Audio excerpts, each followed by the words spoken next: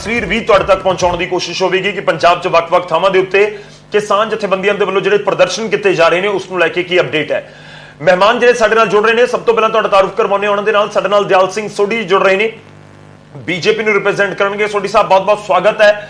ਸਾਡੇ ਨਾਲ ਆਮ ਆਦਮੀ ਪਾਰਟੀ ਤੋਂ ਜਗਤਾਰ ਸਿੰਘ ਸੰਘੇੜਾ ਜੀ ਜੁੜ ਰਹੇ ਨੇ। ਸੰਘੇੜਾ ਸਾਹਿਬ ਬਹੁਤ-ਬਹੁਤ ਸਵਾਗਤ ਹੈ ਤੁਹਾਡਾ ਵੀ। ਕੁਝ ਹੀ ਪਲਾਂ ਦੇ ਵਿੱਚ ਸਾਡੇ ਨਾਲ ਕਾਂਗਰਸ ਤੋਂ ਤੇ ਨਾਲ ਹੀ ਖੇਤੀਬਾੜੀ ਐਕਸਪਰਟ ਵੀ ਜੁੜਨਗੇ, ਜਿਨ੍ਹਾਂ ਤੋਂ ਅਸੀਂ ਇਸ ਕਾਨੂੰਨਾਂ ਨੂੰ ਲੈ ਕੇ, ਇਸ ਅੰਦੋਲਨ ਨੂੰ ਲੈ ਕੇ ਵੀ ਸਥਿਤੀ ਤੇ ਚੀਜ਼ਾਂ ਸਮਝਣ ਦੀ ਕੋਸ਼ਿਸ਼ ਕਰਾਂਗੇ ਕਿ ਕਿਵੇਂ ਪੂਰੇ ਅੰਦੋਲਨ ਦੇ 6 ਮਹੀਨੇ ਨੂੰ ਦੇਖਿਆ ਜਾਵੇ, ਸਮਝਿਆ ਜਾਵੇ। ਸ਼ੁਰੂਆਤ ਕਰਦੇ ਹਾਂ ਸੋਢੀ ਸਾਹਿਬ ਤੁਹਾਡੇ ਤੋਂ। ਦਿਆਲ ਸਿੰਘ ਸੋਢੀ ਜੀ, ਬੀਜੇਪੀ ਤੋਂ ਸ਼ੁਰੂਆਤ। ਸੋਢੀ ਸਾਹਿਬ ਕਿਵੇਂ ਦੇਖ ਰਹੇ ਹੋ? ਕਿਸਾਨ ਕਹਿ ਰਹੇ ਨੇ ਕਿ ਚਾਹੇ 6 ਮਹੀਨੇ ਹੋ ਜਾਣ ਜਾਂ 6 ਸਾਲ ਹੋ ਜਾਣ, ਮੰਗਾਂ ਨਹੀਂ ਮੰਨੀਆਂ ਜਾਂਦੀਆਂ, ਅਸੀਂ ਪ੍ਰਦਰਸ਼ਨ ਕਰਾਂਗੇ। ਤੇ ਪੂਰੇ ਪੰਜਾਬ ਦੇ ਵਿੱਚ, ਹਰਿਆਣਾ ਦੇ ਵਿੱਚ ਜਿੱਥੇ ਵੀ ਅੱਜ ਕਿਸਾਨ ਜਥੇਬੰਦੀਆਂ ਪ੍ਰਦਰਸ਼ਨ ਕਰ ਰਹੀਆਂ ਨੇ, ਅਸਰ ਵੀ ਸਾਫ਼ ਤੌਰ ਤੇ ਨਜ਼ਰ ਆ ਰਿਹਾ ਹੈ। ਦੇਖੋ ਗੌਰਵ ਜੀ, ਮੈਂ ਪਹਿਲਾਂ ਵੀ ਇਹ ਗੱਲ ਤੁਹਾਡੇ ਨਾਲ ਕੀਤੀ ਸੀ ਕਿ ਲੋਕਤੰਤਰ ਦੇ ਵਿੱਚ ਹਰ ਸੰਗਠਨ ਨੂੰ, ਹਰ ਪਾਰਟੀ ਨੂੰ ਸ਼ਾਂਤਮਈ ਢੰਗ ਦੇ ਵਿੱਚ ਰਹਿ ਕੇ ਆਪਣੇ ਅਧਿਕਾਰਾਂ ਦੀ ਵਰਤੋਂ ਤੇ ਦੂਜਿਆਂ ਦੇ ਫਰਜ਼ ਪ੍ਰਤੀ ਅੰਦੋਲਨ ਕਰਨ ਦਾ ਜਿਹੜਾ ਹੈਗਾ ਹੱਕ ਮਿਲਿਆ ਹੋਇਆ ਹੈ। ਲੇਕਿਨ ਜਿਸ ਤਰ੍ਹਾਂ ਦੀ ਪਿਛਲੇ ਦਿਨਾਂ ਦੇ ਵਿੱਚ ਇਹਨਾਂ ਵੱਲੋਂ ਕਿਸਾਨ ਸੰਯੁਕਤ ਮੋਰਚੇ ਵੱਲੋਂ PM ਸਾਹਿਬ ਨੂੰ ਚਿੱਠੀ ਲਿਖੀ ਗਈ ਹੈ ਤੇ ਉਹਦੇ ਵਿੱਚ ਜਿਹੜਾ ਇਹਨਾਂ ਨੇ 26 ਤਰੀਕ ਨੂੰ ਪਹਿਲਾਂ ਜਿਹੜਾ ਪ੍ਰੋਗਰਾਮ ਆਲਰੇਡੀ ਆਪਣਾ ਪਹਿਲਾਂ ਰੱਖਿਆ ਹੋਇਆ ਸੀਗਾ ਉਹ ਇਹਨਾਂ ਨੇ ਕਰਨਾ ਹੈ। ਲੇਕਿਨ ਇਹ ਹੈ ਕਿ ਪਹਿਲਾਂ ਵੀ ਆਪਾਂ ਇਹ ਗੱਲਬਾਤ ਕਰਦੇ ਹਾਂ ਕਿ ਜਿਹੜਾ ਕੋਈ ਵੀ ਮਸਲਾ ਹੈ ਉਹ ਸ਼ਾਂਤਮਈ ਢੰਗ ਦੇ ਨਾਲ ਜਿਹੜੀ ਗੱਲਬਾਤ ਰਾਹੀਂ ਹੱਲ ਹੋਣਾ ਹੈ।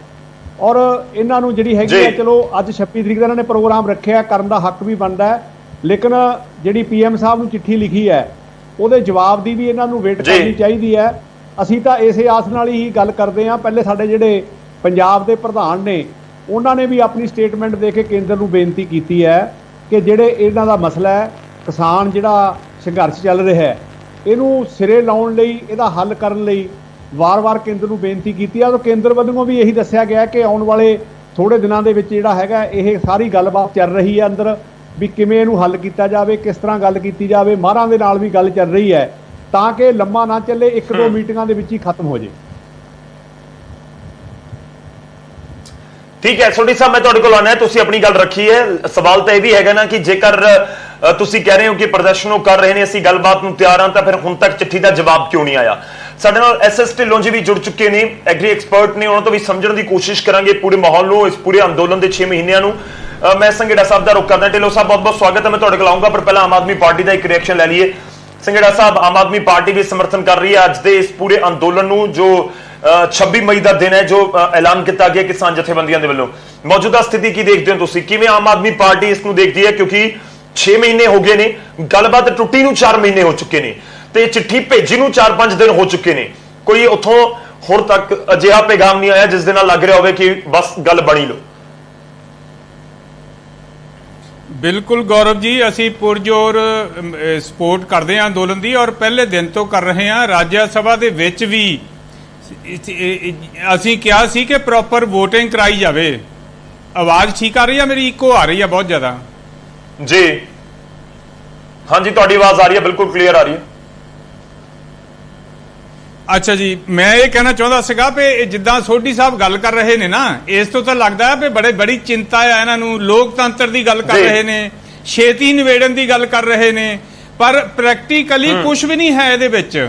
ਇਹਨਾਂ ਨੇ ਲੋਕਤੰਤਰ ਨੂੰ ਜੋਕਤੰਤਰ ਬਣਾਤਾ ਹੈ। ਜੋਕਾਂ ਬਣ ਗਈਆਂ ਆ। ਜਿਹੜੀ ਸਰਕਾਰ ਹੈ ਇਸ ਵੇਲੇ, ਪ੍ਰਧਾਨ ਮੰਤਰੀ ਜਿਹੜੇ ਨੇ, ਇਹ ਕਿਸਾਨਾਂ ਤੇ, ਕਿਸਾਨੀ ਤੇ ਲੋਕਾਂ ਤੇ ਜੋਕ ਬਣ ਕੇ ਚੰਬੜ ਗਏ ਨੇ। ਇਹ ਖੂਨ ਪੀਣ ਲੱਗ ਗਏ ਨੇ ਲੋਕਾਂ ਦਾ। ਇਹ ਜਿਹੜੇ ਕਾਲੇ ਕਾਨੂੰਨ ਇਹਨਾਂ ਨੇ ਪਾਸ ਕੀਤੇ ਆ, ਉਹਨਾਂ ਨੂੰ ਵਾਪਸ ਲੈਣ ਦਾ ਨਾਂ ਹੀ ਨਹੀਂ ਲੈ ਰਹੇ।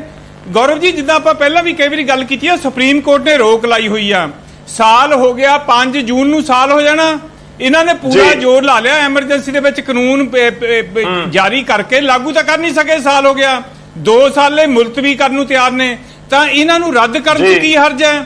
ਕਦੇ ਕਹਿੰਦੇ ਖਾਲਿਸਤਾਨੀ ਤੱਤ ਆ ਗਏ, ਕਦੇ ਕੁਛ ਹੋ ਗਿਆ, ਕਦੇ ਕੁਛ ਹੋ ਗਿਆ। ਮੈਂ ਇੱਕੋ ਹੀ ਗੱਲ 'ਚ ਨਿਬੇੜਾ ਕਰਨਾ ਚਾਹੁੰਦਾ ਆ ਕਿ ਇਹ ਜਿਹੜਾ ਕਿਸਾਨਾਂ ਦਾ ਅੰਦੋਲਨ ਹੈ, ਇਹ ਮਿਸਾਲੀਆ ਤੌਰ ਤੇ ਜਾਬਤੇ ਵਾਲਾ ਅੰਦੋਲਨ ਹੈ। ਅਮਰੀਕਾ ਦੇ ਵਿੱਚ ਬਲੈਕ ਲਾਈਫ ਮੈਟਰਸ ਅੰਦੋਲਨ ਚੱਲਿਆ ਸੀ, ਪਿੱਛੇ ਜਿਹੇ ਹੀ ਵਰਲਡ ਵਾਈਡ ਫੈਲਿਆ ਸੀ, ਉਹ ਵੀ ਇਸ ਅੰਦੋਲਨ ਵਾਂਗੂ। ਉੱਥੇ ਗੌਰਵ ਜੀ ਬਹੁਤ ਅੱਗਜਨੀ ਦੀਆਂ ਘਟਨਾਵਾਂ ਹੋਈਆਂ, ਲੁੱਟਮਾਰ ਦੀਆਂ ਘਟਨਾਵਾਂ ਹੋਈਆਂ, ਸਟੋਰ ਸਾੜ ਦਿੱਤੇ ਅਮਰੀਕਾ 'ਚ। ਮੈਂ ਨਹੀਂ ਇੰਨੀ ਸਾੜ ਫੂਕ ਦੇਖੀ, ਪਰ ਕਿਸੇ ਨੇ ਵੀ ਅੰਦੋਲਨਕਾਰੀਆਂ ਤੇ ਇਲਜ਼ਾਮ ਨਹੀਂ ਲਾਇਆ। ਪੁਲਿਸ ਆਪਣਾ ਕੰਮ ਕਰਦੀ ਰਹੀ, ਜਿਹੜੇ ਸਾੜ ਫੂਕ ਕਰਨ ਵਾਲੇ ਸੀ ਉਹਨਾਂ ਨੂੰ ਫੜਦੀ ਵੀ ਰਹੀ ਆ, ਕੇਸ ਵੀ ਬਣਾਉਂਦੀ ਰਹੀ ਆ, ਪਰ ਉਹਨਾਂ ਨੇ ਕਦੇ ਅੰਦੋਲਨਕਾਰੀਆਂ ਤੇ ਨਹੀਂ ਇਲਜ਼ਾਮ ਲਾਇਆ ਵੀ ਤੁਹਾਡੇ ਕਰਕੇ ਸ਼ੁਰੂ ਹੋ ਗਿਆ ਇਹ, ਜਦ ਕਿ ਹੁੰਦਾ ਹੀ ਆ ਅੰਦੋਲਨ 'ਚ ਜਿਹੜੇ ਲੁੱਟ ਖੋਹ ਵਾਲੇ ਵੀ ਫਾਇਦਾ ਉਠਾਉਂਦੇ ਆ। ਇੱਥੇ ਬਿਨਾਂ ਮਤਲਬ ਤੋਂ ਇਹ ਕਿਸਾਨਾਂ ਤੇ ਇਲਜ਼ਾਮ ਲਾਉਂਦੇ ਰਹੇ ਆ, ਕਦੇ ਵਿਚੋਲੀਏ ਕਾ ਅੰਦੋਲਨ ਹੈ ਜੇ, ਕਦੇ ਅੱਤਵਾਦੀ ਆ ਗਏ ਅੱਤਵਾਦੀ ਆ ਗਏ, ਖਾਲਿਸਤਾਨੀ ਆ ਗਏ। ਹਾਂਜੀ ਠੀਕ ਹੈ, ਆਪਾਂ ਸੰਘੇੜਾ ਸਾਹਿਬ ਇੱਕ ਰਿਐਕਸ਼ਨ ਲੈ ਲਈ।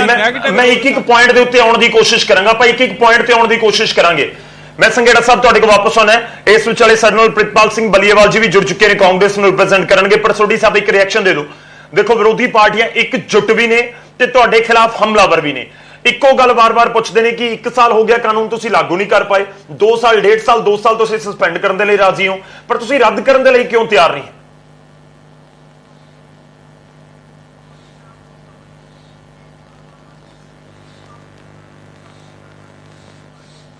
ਸੋਢੀ ਸਾਹਿਬ ਆਵਾਜ਼ ਆ ਰਹੀ ਹੈ? Hello hello hello hello hello Sodhi ਸਾਹਿਬ ਜੇਕਰ ਆਵਾਜ਼ ਆ ਰਹੀ ਹੈ ਰਿਐਕਸ਼ਨ ਦੇ ਦਿਓ। ਹਾਂਜੀ, ਹੁਣ ਆ ਰਹੀ ਹੈ ਆਵਾਜ਼ ਗੌਰਵ ਜੀ? ਹਾਂਜੀ, ਤੁਹਾਡੀ ਆਵਾਜ਼ ਆ ਰਹੀ ਹੈ, ਥੋੜੀ ਘੱਟ ਆ ਰਹੀ ਹੈ। ਤੁਸੀਂ ਆਪਣੀ ਗੱਲ ਰੱਖ ਦਿਓ, ਲੋਕਾਂ ਤੱਕ ਉਮੀਦ ਹੈ ਪਹੁੰਚੇਗੀ।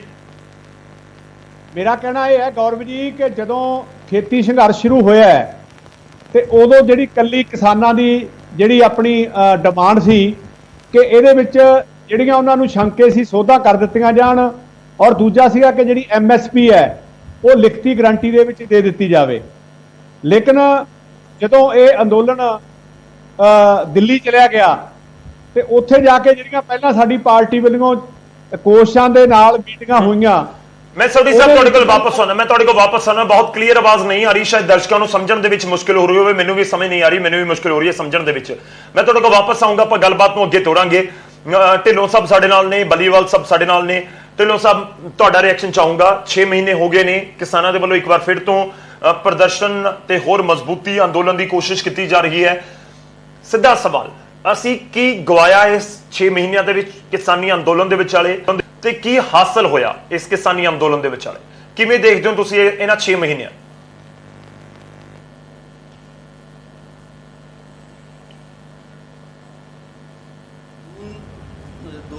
ਦੇ ਵਿੱਚ ਆਰਡੀਨੈਂਸਸ ਆਏ, ਕਰੋਨਾ ਉਸ ਵੇਲੇ ਵੀ ਬਹੁਤ ਵੱਡੇ ਲੈਵਲ ਤੇ ਫੈਲ ਰਿਹਾ ਸੀਗਾ, ਔਰ ਇਹ ਅੰਦੋਲਨ ਜਿਹੜਾ ਵਾ ਆਲਮੋਸਟ 9 ਮਹੀਨੇ ਤੋਂ ਜ਼ਿਆਦਾ ਹੋ ਗਏ ਇਹਨੂੰ ਚੱਲਦਿਆਂ, ਕਿਉਂਕਿ 9 ਅਗਸਤ ਤੋਂ ਪੰਜਾਬ ਦੇ ਵਿੱਚ, ਹਰਿਆਣੇ ਦੇ ਵਿੱਚ, ਛੋਟੀਆਂ ਦੂਜੀਆਂ ਸਟੇਟਾਂ ਦੇ ਵਿੱਚ ਇੰਡੀਵਿਜੂਅਲ ਲੈਵਲ ਤੇ ਐਜੀਟੇਸ਼ਨ ਜਿਹੜੇ ਚੱਲਦੇ ਰਹੇ, ਔਰ 26 ਨਵੰਬਰ ਨੂੰ ਅਲਟੀਮੇਟਲੀ ਜਦੋਂ ਕਿਸਾਨਾਂ ਨੂੰ ਸਰਕਾਰ ਵੱਲੋਂ ਕੋਈ ਵੀ ਪੋਜ਼ਿਟਿਵ ਹੰਗਾਰਾ ਨਹੀਂ ਮਿਲਿਆ ਤਾਂ ਦਿੱਲੀ ਚੱਲੋ ਦਾ ਨਾਰਾ ਲੱਗਾ, ਔਰ 26 ਜਿਹੜੀ ਆਪਾਂ ਅੱਜ 6 ਮਹੀਨੇ ਦੀ ਗੱਲ ਕਰ ਰਹੇ ਹਾਂ, ਉਹ 26 ਨਵੰਬਰ ਨੂੰ ਜਦੋਂ ਦਿੱਲੀ ਵੱਲ ਨੂੰ ਕਿਸਾਨ ਚਲੇ ਗਏ ਔਰ ਸਿੰਘੂ ਬਾਰਡਰ, ਟਿਕਰੀ ਬਾਰਡਰ ਤੇ ਦੂਜੇ ਬਾਰਡਰਸ ਦੇ ਉੱਤੇ, ਪੰਜਾਬ ਦਿੱਲੀ ਦੇ ਬਾਰਡਰਸ ਦੇ ਉੱਤੇ ਜਾ ਕੇ ਐਜੀਟੇਸ਼ਨ ਜਿਹੜਾ ਵਾ ਸ਼ੁਰੂ ਹੋਇਆ। ਹੁਣ ਉਸ ਸਮੇਂ ਦੌਰਾਨ ਸਰਕਾਰ ਦੇ ਨਾਲ ਤਕਰੀਬਨ 11 ਮੀਟਿੰਗਸ ਵੀ ਹੋਈਆਂ, ਔਰ 26 ਜਨਵਰੀ ਤੋਂ ਬਾਅਦ ਜਿਹੜਾ ਇੱਕ ਐਜੀਟੇਸ਼ਨ ਨੂੰ ਮਤਲਬ ਉਹਦੇ ਵਿੱਚ ਕੁਝ ਐਸੇ ਅਨਸਰ ਆ ਗਏ ਕਿ ਐਜੀਟੇਸ਼ਨ ਜਿਹੜਾ ਵਾ ਉਹ ਦੂਜੀ ਮਤਲਬ ਡਾਇਰੈਕਸ਼ਨ ਵੱਲ ਨੂੰ ਜਾਣ ਦੀ ਵੀ ਹੋਈ, ਲੇਕਿਨ ਕਿਸਾਨ ਲੀਡਰਸ਼ਿਪ ਨੇ ਬੜੇ ਸੁਲਝੇ ਤਰੀਕੇ ਦੇ ਨਾਲ ਉਹ ਸਾਰੇ ਕੁਝ ਨੂੰ ਸਾਂਭ ਲਿਆ, ਔਰ ਐਜੀਟੇਸ਼ਨ ਜਿਹੜਾ ਉਹ ਆਪਣੇ ਜਿਸ ਮਕਸਦ ਵਾਸਤੇ ਉਹਨਾਂ ਨੇ ਸ਼ੁਰੂ ਕੀਤਾ ਸੀਗਾ ਉਹ ਉੱਥੇ ਹੀ ਚੱਲਦਾ ਰਿਹਾ। ਲੇਕਿਨ ਇਸ ਦੌਰਾਨ ਸਰਕਾਰ ਜਿਹੜੀ ਆ ਕਾਫੀ ਇਨਸੈਂਸਿਟਿਵ ਨਜ਼ਰ ਆਈ। ਅਖੀਰ ਦੇ ਵਿੱਚ 18 ਮਹੀਨਿਆਂ ਦਾ ਸਸਪੈਂਸ਼ਨ ਦੀ ਗੱਲ ਕੀਤੀ, ਜਦੋਂ ਕਿ ਕਿਸਾਨ ਯੂਨੀਅਨਸ ਦੀ ਸ਼ੁਰੂ ਤੋਂ ਹੀ ਇਹ ਡਿਮਾਂਡ ਸੀ ਕਿ ਇਹ ਜਿਹੜੇ 3 ਕਾਨੂੰਨ ਨੇ ਇਹਨਾਂ ਨੂੰ ਵਾਪਸ ਲਿਆ ਜਾਵੇ ਔਰ MSP ਦੀ ਗਰੰਟੀ ਦਿੱਤੀ ਜਾਵੇ। ਮੈਂ ਸਮਝਦਾ ਉਹ ਜਿਹੜਾ MSP ਦੀ ਗਰੰਟੀ ਦੀ ਗੱਲ ਕਰਦੇ ਆ ਕਿ ਜੀ ਪਹਿਲੋਂ ਤੱਕ ਇਹ ਗਰੰਟੀ ਦਾ ਪਾਰਟ ਨਹੀਂ ਹੈ। ਗਰੰਟੀ ਇਸ ਕਰਕੇ ਵੀ ਜ਼ਰੂਰੀ ਬਣ ਜਾਂਦੀ ਸੀ ਕਿਉਂਕਿ ਜਦੋਂ ਪ੍ਰਾਈਵੇਟ ਸੈਕਟਰ ਆਉਂਦਾ ਹੈ ਤੇ ਉਹਦੇ ਉੱਤੇ ਕੋਈ ਨਾ ਕੋਈ ਕਿਸਾਨਾਂ ਨੂੰ, ਯਾਨੀ ਕਿ ਕਿਸਾਨ ਕੀ ਸਾਰੀ ਆਮ ਪਬਲਿਕ ਨੂੰ ਸ਼ੱਕ ਹੈ ਕਿ ਪ੍ਰਾਈਵੇਟ ਸੈਕਟਰ ਜਦੋਂ ਆਉਂਦਾ ਆ ਤਾਂ ਉਸ ਵੇਲੇ ਉਹਨਾਂ ਦੇ ਭੱਜਣ ਦਾ, ਜਦੋਂ ਵੀ ਉਹਨਾਂ ਨੂੰ ਮੌਕਾ ਲੱਗੇਗਾ ਤੇ ਉਹ ਭੱਜਣਗੇ ਤੇ ਉਹਨਾਂ ਦੇ ਉੱਤੇ ਕੋਈ ਨਾ ਕੋਈ ਬਾਈਂਡਿੰਗ ਚਾਹੀਦੀ, ਔਰ ਬਾਈਂਡਿੰਗ ਜਿਹੜੀ ਉਹ ਐਕਟ ਰਾਹੀਂ ਹੋ ਸਕਦੀ, ਜਿਹੜੀ ਕਿ ਕਿਸਾਨ ਯੂਨੀਅਨਸ ਜਿਹੜੀਆਂ ਡਿਮਾਂਡ ਕਰ ਰਹੀਆਂ ਕਿ MSC ਜਿਹੜੀ ਹੈ ਐਕਟ ਦਾ ਜਿਹੜਾ ਵਾ ਪਾਰਟ ਹੋਣਾ ਚਾਹੀਦਾ ਹੈ। ਤੁਸੀਂ ਇਹ ਸਾਰੀਆਂ ਚੀਜ਼ਾਂ ਜਿਹੜੀਆਂ ਹੁਣ ਕਰੋਨਾ ਦੇ ਵਿੱਚ ਖਾਸ ਕਰਕੇ ਸਾਡੇ ਸਾਹਮਣੇ ਆਈਆਂ ਨੇ ਕਿ ਕਿ ਪ੍ਰਾਈਵੇਟ ਸੈਕਟਰ ਨੂੰ ਜਦੋਂ ਤੁਸੀਂ ਖੁੱਲ੍ਹ ਦਿਓਗੇ ਤੇ ਉਹ ਕਿਸ ਤਰੀਕੇ ਦੇ ਨਾਲ ਸਿਸਟਮ ਜਿਹੜਾ ਵਾ ਉਹ ਸਾਰਾ ਤਹਿਸ਼-ਨਹਿਸ਼ ਹੁੰਦਾ ਹੈ। ਔਰ ਹੈਲਥ ਸਿਸਟਮ ਸਾਡਾ ਜਿਹੜਾ ਵਾ ਇਸ ਵੇਲੇ ਜਿਸ ਤਰੀਕੇ ਦੇ ਨਾਲ ਅਸੀਂ ਦੇਖਿਆ ਕਿ ਸਾਡਾ ਪਬਲਿਕ ਸੈਕਟਰ ਜਿਹੜਾ ਵਾ ਉਹ ਪ੍ਰਾਈਵੇਟ ਸੈਕਟਰ ਹੈਲਥ ਦੇ ਵਿੱਚ ਆਉਣ ਕਰਕੇ ਪਬਲਿਕ ਸੈਕਟਰ ਉਸ ਤਰੀਕੇ ਨਾਲ ਤਿਆਰ ਹੀ ਨਹੀਂ ਸੀਗਾ ਕਿ ਅਸੀਂ ਕਰੋਨਾ ਦੀ ਜਿਹੜੀ ਬਿਮਾਰੀ ਆ ਉਹਨੂੰ ਚੰਗੀ ਤਰ੍ਹਾਂ ਦੇਖ ਸਕਦੇ। ਸੋ ਇਹ ਡਰ ਜਿਹੜਾ ਵਾ ਉਹ ਸ਼ੁਰੂ ਤੋਂ ਕਿਸਾਨਾਂ ਦਾ ਵਿੱਚ ਸੀਗਾ ਕਿ ਜੇ ਪ੍ਰਾਈਵੇਟ ਸੈਕਟਰ ਆ ਗਿਆ ਤੇ ਇਹ ਜਿਹੜਾ ਵਾ ਸਾਡੀ ਕਿਸਾਨੀ ਜਿਹੜੀ ਆ ਉਹਨੂੰ ਬਹੁਤ ਨੁਕਸਾਨ ਹੋਏਗਾ। ਔਰ ਮੈਂ ਸਮਝਦਾ ਕਿ ਬਹੁਤ ਜਾਇਜ਼ ਜਿਹੜਾ ਵਾ ਉਹਦਾ ਡਰ ਹੈ, ਕਿਉਂਕਿ ਇਹ ਹਿਸਟਰੀ ਜਿਹੜੀ ਦੱਸਦੀ ਆ, ਜਿਹੜੀ ਤੁਸੀਂ ਐਗਰੀਕਲਚਰ ਦੀ ਅਗਰ ਅਮਰੀਕਨ ਐਗਰੀਕਲਚਰ ਨੂੰ ਵੀ ਦੇਖੋ ਤਾਂ ਉੱਥੇ ਇਸ ਤਰੀਕੇ ਦੇ ਲੈਜਿਸਲੇਸ਼ਨਸ ਆਈਆਂ ਔਰ ਜਿਹਦੇ ਨਾਲ ਕਿ ਜਿਹੜੇ ਸਮਾਲ ਫਾਰਮਰ ਸੀਗੇ ਜਿਨ੍ਹਾਂ ਨੂੰ ਉੱਥੇ ਫੈਮਿਲੀ ਫਾਰਮਸ ਕੀਤੇ ਸੀ ਉਹ ਬਿਲਕੁਲ ਟੋਟਲੀ ਡਿਸਟਰੋਏ ਹੋ ਗਏ। ਚੰਦ ਹੱਥਾਂ ਦੇ ਵਿੱਚ ਸਾਰੀ ਐਗਰੀਕਲਚਰ ਚਲੇਗੀ।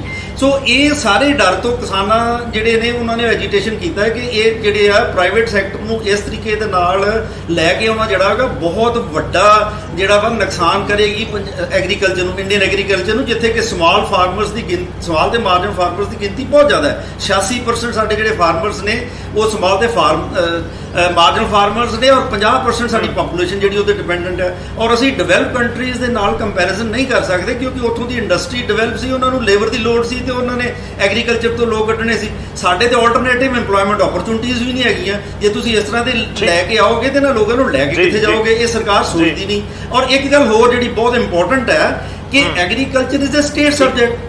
ਇਹ ਜੇ ਸੈਂਟਰ ਆਪਣਾ ਸਾਰਾ ਕੁਝ ਹੀ ਕਰ ਦੇਗਾ ਤੇ ਜਿਹੜੀ ਫੈਡਰਲਿਜ਼ਮ ਦਾ ਸਾਰਾ ਕਰੈਕਟਰ ਹੈ ਉਹ ਤਹਿਸ਼-ਨਹਿਸ਼ ਹੋ ਜਾਏਗਾ।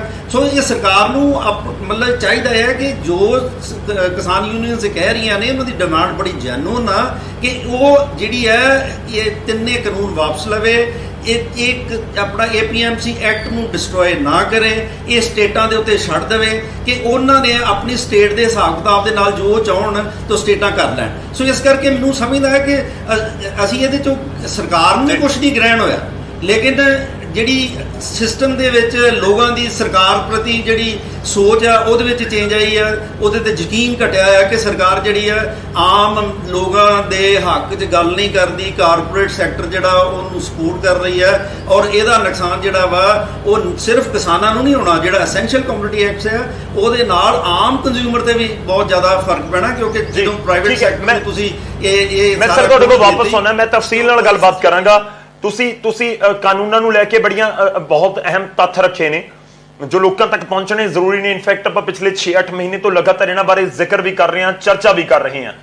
ਪਰ ਇੱਕ ਪੁਆਇੰਟ ਦੂਜਾ ਇਹ ਵੀ ਹੈ ਜਿਹਦੇ ਉੱਤੇ ਆਪਾਂ ਅੱਗੇ ਚਰਚਾ ਕਰਾਂਗੇ ਕਿ ਮੌਜੂਦਾ ਸਮੇਂ 'ਚ ਹੁਣ ਨੈਕਸਟ ਸਟੈਪ ਕੀ ਹੋਵੇ ਤਾਂ ਕਿ ਨਬੇੜੇ ਵੱਲ ਵੀ ਵਧਿਆ ਜਾਵੇ। ਜ਼ਿੰਮੇਵਾਰੀ ਜੇ ਸਰਕਾਰ ਦੀ ਹੈ ਤਾਂ ਜ਼ਿੰਮੇਵਾਰੀ ਕਿਸਾਨ ਜਥੇਬੰਦੀਆਂ ਦੇ ਆਗੂਆਂ ਦੀ ਵੀ ਇਸ ਸਮੇਂ ਹੈਗੀ ਹੈ ਕਿ ਜਿਹੜੇ ਲੋਕ ਉੱਥੇ ਬੈਠੇ ਨੇ ਉਹ ਜਲਦ ਆਪਣੇ ਘਰਾਂ ਨੂੰ ਜਾਣ। ਇਸ ਕਰਕੇ ਕੋਈ ਵਧੀਆ ਜਿਹੜੀ ਸਟ੍ਰੈਟੇਜੀ ਹੈ, ਕੋਈ ਪਲਾਨ ਹੈ, ਉਹ ਵੀ ਉਹਨਾਂ ਦੇ ਕੋਲ ਜ਼ਰੂਰ ਹੋਣਾ ਚਾਹੀਦਾ ਇਸ ਅੰਦੋਲਨ ਨੂੰ ਸਮਾਪਤੀ ਵੱਲ ਆਪਾਂ ਲੈ ਕੇ ਜਾ ਸਕੀਏ। ਮੈਂ ਸੰਘੇੜਾ ਸਾਹਿਬ ਦਾ ਰੁਖ ਕਰਾਂਗਾ ਪਰ ਉਸ ਤੋਂ ਪਹਿਲਾਂ ਬਲੀਵਾਲ ਸਾਹਿਬ ਸਾਡੇ ਨਾਲ ਨੇ, ਉਹਨਾਂ ਦਾ ਇੱਕ ਛੋਟਾ ਜਿਹਾ ਰਿਐਕਸ਼ਨ।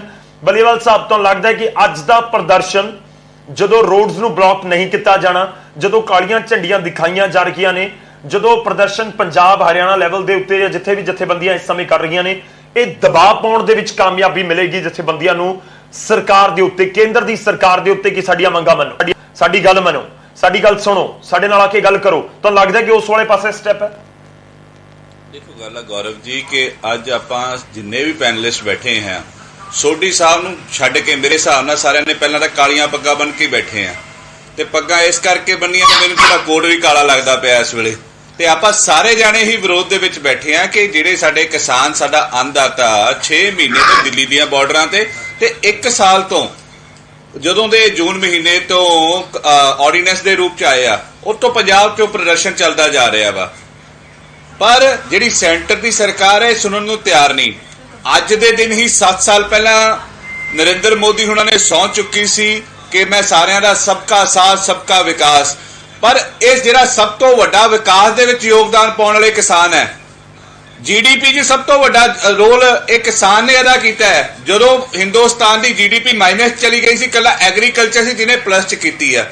ਪਰ ਉਹ ਸੜਕਾਂ ਤੇ ਬੈਠਾ ਤੇ ਪ੍ਰਧਾਨ ਮੰਤਰੀ ਦੀ ਜਿਹੜੇ ਇੱਕ ਫੋਨ ਦੀ ਦੂਰੀ ਤੇ ਸੀ ਉਹ ਹਜੇ ਤੱਕ ਬੋੜੇ ਨਹੀਂ ਹੈਗੇ। ਚਿੱਠੀ ਵੀ ਲਿਖੀ ਗਈ, ਡੈਡਲੌਕ ਵੀ ਤੋੜਿਆ ਗਿਆ, ਪਰ ਉਹਨਾਂ ਵੱਲੋਂ ਹਜੇ ਤੱਕ ਕੋਈ ਮੈਸੇਜ ਨਹੀਂ ਆਇਆ। ਮੈਂ ਤਾਂ ਅਪੀਲ ਕੀਤੀ ਸੀ ਭਾਜਪਾ ਦੇ ਆਗੂਆਂ ਨੂੰ ਵੀ ਕਿ ਤੁਸੀਂ ਉਹ ਮੈਸੇਜ ਜਾਂ ਸੁਨੇਹਾ ਭੇਜ ਦਿਓ ਕਿ ਪ੍ਰਧਾਨ ਮੰਤਰੀ ਦੀ ਮਿਲ ਲੈਣ, ਨਹੀਂ ਮਿਲ ਸਕਦੇ ਜ਼ੂਮ ਮੀਟਿੰਗ ਕਰ ਲੈਣ, ਪਰ ਕੁਝ ਨਹੀਂ ਹੋਇਆ ਕਿਉਂਕਿ ਇਹ ਵਿਰੋਧ ਕੱਲਾ ਆਪਣਾ ਗੌਰਵ ਜੀ ਇਸ ਚੀਜ਼ ਦਾ ਨਹੀਂ ਕਿ ਕਿਸਾਨ ਕਰਦੇ ਪਏ, ਇਹ ਸਿੱਧਾ ਫੈਡਰਲ ਢਾਂਚੇ ਤੇ ਹਮਲਾ ਕੀਤਾ ਸੀ ਉਸ ਵੇਲੇ ਸੈਂਟਰ ਦੀ ਸਰਕਾਰ ਨੇ। ਸੋ ਉਸ ਫੈਡਰਲ ਢਾਂਚੇ ਨੂੰ ਬਚਾਉਣ ਦੇ ਲਈ ਵੀ ਜਿਹੜੀਆਂ ਸਾਰੀਆਂ ਪਾਰਟੀਆਂ ਇਕੱਠੀਆਂ ਹੋਈਆਂ ਉਹ ਇਸੇ ਵਿਰੋਧ ਦੇ ਵਿੱਚ ਇਕੱਠੀਆਂ ਹੋਈਆਂ ਕਿ ਅਸੀਂ ਦੇਸ਼ ਦਾ ਸੰਵਿਧਾਨ ਵੀ ਬਚਾਉਣਾ। ਤੇ ਮੈਂ ਇੱਕ ਗੱਲ ਹੋਰ ਕਹਿੰਦਾ ਇਸ ਚੀਜ਼ ਤੋਂ ਉੱਪਰ ਜਾ ਕੇ, ਅਗਰ ਤੁਸੀਂ 2 ਸਾਲ ਲਈ ਅੱਜ ਡੈਫਰ ਕਰਤਾ, ਸਾਲ ਇਸ ਚੀਜ਼ ਨੂੰ ਲਾਗੂ ਨਹੀਂ ਕਰ ਪਾਏ, 3 ਸਾਲ ਦਾ ਸਮਾਂ ਵੈਸੇ ਨਿਕਲ ਗਿਆ, 1 ਸਾਲ 6 ਮਹੀਨੇ ਦਾ ਸਮਾਂ ਬਚ ਰਿਹਾ ਹੈ। ਮੋਦੀ ਸਰਕਾਰ 2024 ਚ ਦੇਖ ਲੇ, ਰੈਫਰੈਂਡਮ ਦੇ ਤੌਰ ਤੇ ਦੇਖ ਲੇ, ਵੋਟਾਂ ਦੇ ਵਿੱਚ ਅਗਰ ਤੁਹਾਨੂੰ ਕਿਸਾਨਾਂ ਨੇ ਵੋਟਾਂ ਪਾਤੀਆਂ ਇਸ ਦੇ ਹੱਕ ਚ ਹੋਏ, ਵੋਟ ਤੰਤਰ ਸਭ ਤੋਂ ਸਟਰੋਂਗ ਹੈ, ਤਾਂ ਤੁਸੀਂ ਲਾਗੂ ਕਰ ਦਿਓ। ਜੇ ਨਹੀਂ ਕਰ ਪਾਏ ਤਾਂ ਇਹਨੂੰ ਵਾਪਸ ਲੈ ਲਿਓ, ਸਦਾ ਲਈ ਰੱਦ ਕਰ ਦਿਓ। ਇਹੀ ਸਭ ਤੋਂ ਵੱਡਾ ਤੇ ਸੌਖਾ ਤਰੀਕਾ ਹੈ ਇਸ ਡੈਮੋਕ੍ਰੈਟਿਕ ਕੰਟਰੀ ਦੇ ਵਿੱਚ। ਅਗਰ ਸਕਾਟਲੈਂਡ ਯੂਕੇ ਤੋਂ ਅੱਡ ਹੋ ਸਕਦਾ ਵੋਟਾਂ ਦੇ ਆਧਾਰ ਤੇ, ਇੱਥੇ ਇਸ ਚੀਜ਼ ਤੇ ਕਿਉਂ ਨਹੀਂ ਕਰਾ ਸਕਦੇ? ਤੁਸੀਂ ਦੱਸੋ, ਜਦੋਂ ਲੋਕੀ ਦੀ ਚਾਹੁੰਦੇ ਆਪਾਂ ਥੋਪੀ ਜਾਈਏ, ਆਪਾਂ ਹਿਟਲਰਸ਼ਾਹੀ ਵਰਤੀ ਜਾਈਏ, ਤਾਂ ਫਿਰ ਉਸ ਦਾ ਜਵਾਬ ਤਾਂ ਲੋਕ ਮੰਗਦੇ ਆ। ਤੇ ਮੈਨੂੰ ਇਹ ਵੀ ਪਤਾ ਲੱਗਿਆ ਕਿ ਆਰਐਸਐਸ ਤੇ ਬੀਜੇਪੀ ਦੇ ਵਿੱਚ ਵੀ ਇਸ ਚੀਜ਼ ਤੇ ਖੜ ਚੁੱਕੀ ਹੈ ਕਿ ਨਹੀਂ ਭਾਈ, ਇਹਨੂੰ ਕਰੋ ਹੱਲ ਤੋਂ ਹੱਲ। ਮੀਟਿੰਗਾਂ ਹੋ ਜਾਂਦੀਆਂ ਬਾਬੇ ਦੇ ਪਰੋਲ ਦੇਣ ਨੂੰ ਜੇਪੀ ਨੱਡਾ, ਅਮਿਤ ਸ਼ਾਹ ਤੇ ਖੱਟਰ ਦੇ ਵਿੱਚ, ਪਰ ਇਸ ਇਸ਼ੂ ਦੇ ਵਿੱਚ ਹੁੰਦੀ ਨਹੀਂ। ਕਿਉਂ ਨਹੀਂ ਹੁੰਦੀ? ਇਸ ਚੀਜ਼ ਦਾ ਜਵਾਬ ਵੀ ਦੇਣਾ ਪਊਗਾ। ਸੋ ਸਾਡੇ ਲੋਕ ਇਸ ਚੀਜ਼ ਤੇ ਖੜੇ ਨੇ, ਜਿੱਦ ਨੇ। ਅੱਜ ਸਿੰਬੋਲਿਕ ਪ੍ਰਦਰਸ਼ਨ ਹੈ।